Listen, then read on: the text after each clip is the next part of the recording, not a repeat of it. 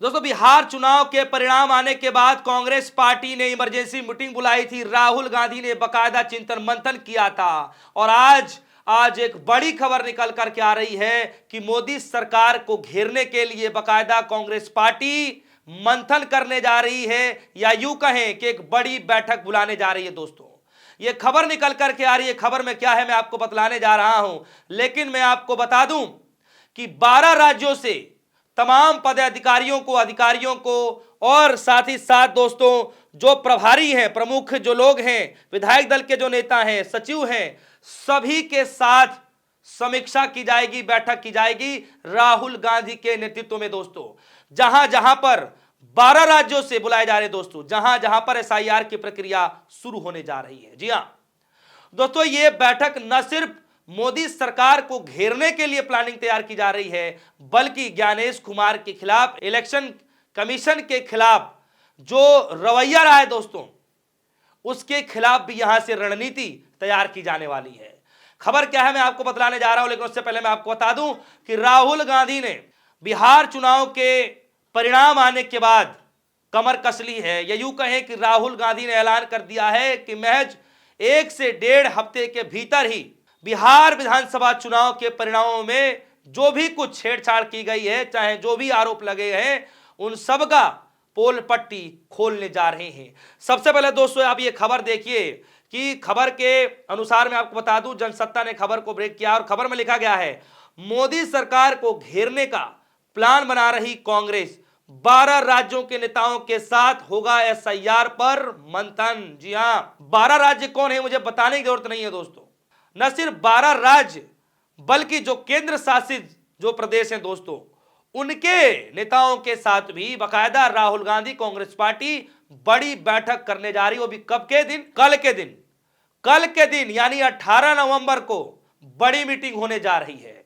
राहुल गांधी ने कमर कस लिया दोस्तों, कांग्रेस पार्टी ने कमर कस लिया। और आपको मैं बता दूं कि बिहार विधानसभा चुनाव के बाद कांग्रेस पार्टी ने इमरजेंसी मीटिंग बुलाई थी राहुल गांधी के नेतृत्व में खड़गे साहब के घर पर, और बकायदा दोस्तों इसमें यह बातचीत की जा रही थी कि आखिर यह संभव कैसे हो सकता है, क्योंकि भारतीय जनता पार्टी के इस चुनाव में यानी बिहार के विधानसभा चुनाव में जो स्ट्राइक रेट है, आज तक कभी भी ऐसा नहीं हुआ इतना हाई मार्जिन से कोई पार्टी जीत जाए, इतना अच्छा खासा हाई स्ट्राइक रेट लेकर के आ जाए। दोस्तों, कांग्रेस पार्टी ने कहा कि इतना तो हम 1984 में भी नहीं लेकर के आ पाए थे, जब पूरे देश में कांग्रेस की लहर थी। दोस्तों, पूरे देश में लहर थी, उस वक्त भी इतना अच्छा स्ट्राइक रेट नहीं आ पाया था, तो फिर भारतीय जनता पार्टी का, बीजेपी का बिहार विधानसभा में इतना अच्छा स्ट्राइक रेट कैसे आ सकता है।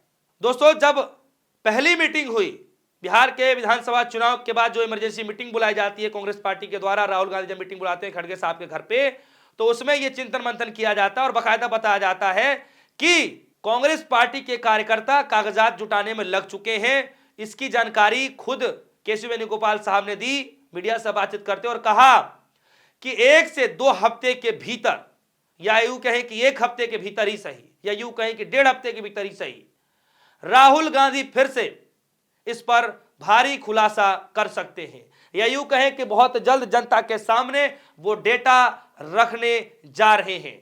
यानी कि केशव वेणुगोपाल साहब ने साफ तौर पर कहा कि हम 1 से 1.5 हफ्ते के भीतर ही खुलासा देश की जनता के सामने कर देंगे कि किस तरीके से गड़बड़ी की गई है। खैर, ये तो पहली इमरजेंसी मीटिंग रही दोस्तों, लेकिन आज यह खबर निकल करके आ रही है कि 12 राज्यों से, न सिर्फ 12 राज्यों से बल्कि केंद्र शासित राज्यों से भी बड़े बड़े प्रमुखों को, साथ ही साथ दोस्तों जो विधायक दल के नेता हैं उनको, सचिवों को, सभी के साथ समीक्षा की जाएगी। उसके लिए बैठक बुला ली गई है। खबर में लिखा गया दोस्तों, बिहार विधानसभा चुनाव में विपक्षी दलों के महागठबंधन की करारी हार हुई है, जिसको लेकर आरजेडी और कांग्रेस के बीच में जो है लगातार मीटिंगें चल रही हैं। इसमें बताया जा रहा है दोस्तों कि पार्टी ने 12 राज्यों और केंद्र शासित प्रदेशों के नेताओं को एसआईआर के मुद्दे पर मंथन के लिए बैठकें बुलाई है। जी हां दोस्तों, मैं आपको बता दूं कि एसआईआर की प्रक्रिया न सिर्फ 12 राज्यों में बल्कि एक साथ इन 12 राज्यों के साथ साथ केंद्र शासित प्रदेशों में भी लागू कर दिया गया है।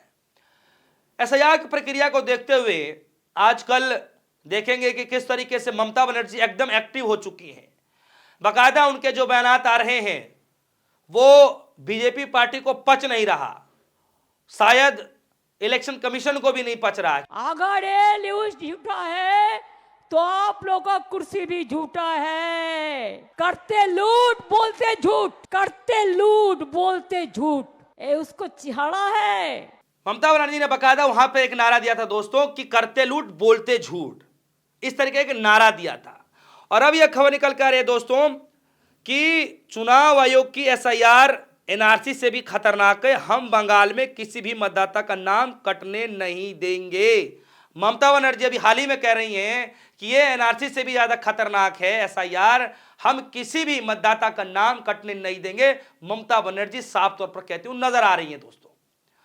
तो दोस्तों एक तरफ ममता बनर्जी ने कमर कस रखा है, एसआईआर की प्रक्रिया को लेकर के ये ठान रखा है कि एक भी मतदाता का वो नाम कटने नहीं देंगी।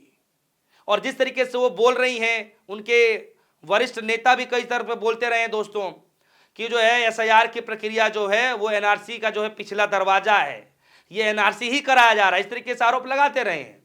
और ममता बनर्जी ने साफ ही कर दिया कि एसआईआर एनआरसी से भी ज्यादा खतरनाक है, क्योंकि इनमें नाम काटे जा रहे हैं। और ममता बनर्जी कह रहे हैं कि एक भी मतदाताओं के नाम कटने नहीं देंगे। ममता बनर्जी का ऐलान है दोस्तों। तो एक तरफ पश्चिम बंगाल में एसआईआर के खिलाफ मोर्चेबंदी शुरू हो गई है, दूसरी तरफ राहुल गांधी ने 12 राज्यों व केंद्र शासित राज्यों के मुख्य सचिवों से, उसके बाद जो है जो आप कह लीजिए प्रभारियों से, प्रमुखों से, या फिर विधायक दल के नेताओं से, सचिवों से, सबके साथ बैठक कर रहे हैं। तो दोस्तों ये मसला जो है बड़ा अपने आप में गंभीर होता दिखाई दे रहा है, क्योंकि राहुल गांधी ने अब कमर कस ली, कांग्रेस पार्टी ने कमर कस ली है। न सिर्फ मोदी सरकार को घेरने के लिए प्लानिंग की जा रही है इस बार, बल्कि चुनाव आयोग को घेरने की भी पूरी तैयारियां चल रही हैं।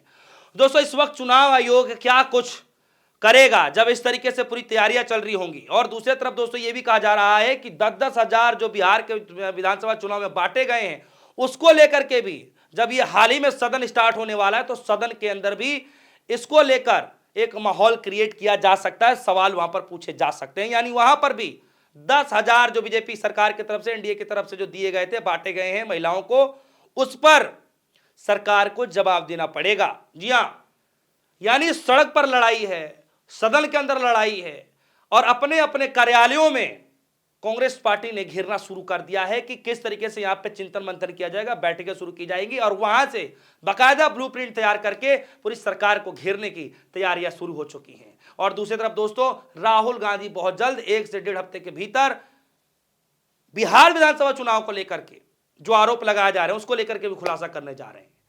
दोस्तों इस खबर पर आपकी क्या राय, क्या सच में लगता है कि एसआईआर की प्रक्रिया को लेकर के जो बिहार के विधानसभा जो चुनाव आए हैं, जो सत्तारूढ़ पार्टी को, एनडीए को 202 सीटें मिली है, वहीं पर लगभग 35 सीटों पर ही महागठबंधन को सिमटना पड़ा है, जिसको लेकर एसआईआर की प्रक्रिया को लेकर जो अचानक एकाएक 12 राज्यों के बड़े नेताओं को बुला करके मीटिंग की जा रही है। दोस्तों इसका मतलब क्या है, क्या समझा जाए, आप क्या समझ पा रहे? वीडियो कमेंट सेक्शन में जाइएगा, अपनी राय जरूर रखिएगा।